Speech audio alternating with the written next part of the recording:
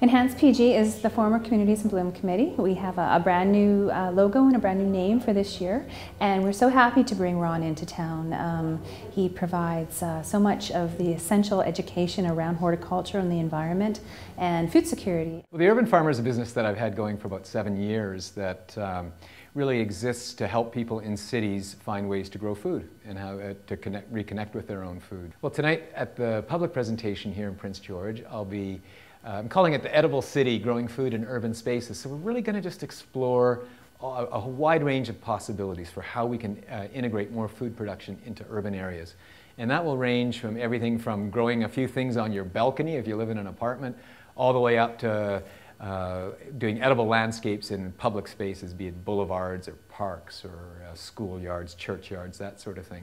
This past summer, Parks Division staff decided to do an experiment in one of the flower beds within the city and planting some vegetable plants for visual effect using color and texture.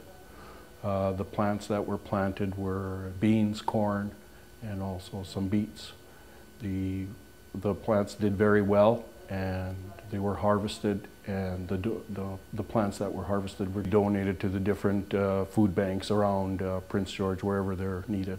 People are hungry to get in touch with the source of their own food. That's a real desire a lot of people are having, is that, you know, we've lived through this era of food comes from supermarket shelves, and that's not been the most satisfying for a lot of people. So we all remember Grandma and Grandpa growing food in the yard and tasting that food. So for many, it's getting back in touch with that and having an experience of raising some of their own food on whatever scale that might be.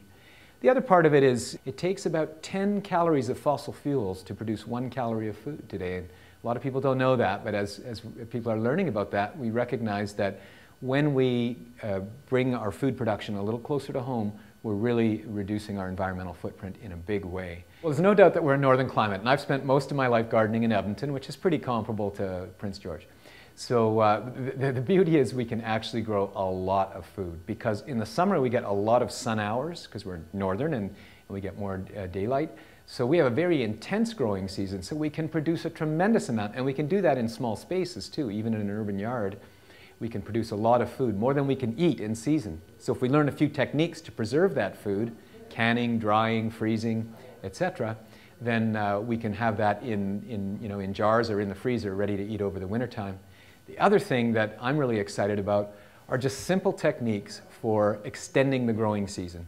That means starting it a little bit early and making it last longer. And a couple of examples of those are using microclimates in our yard. In other words, places that are a little bit artificially warm. South-facing wall, for example, is a good idea of that. And you'll notice if you have a south-facing wall on your garage or your house, that the snow melts earlier, the ground is softer. Well, we can use those spots and get things growing much sooner.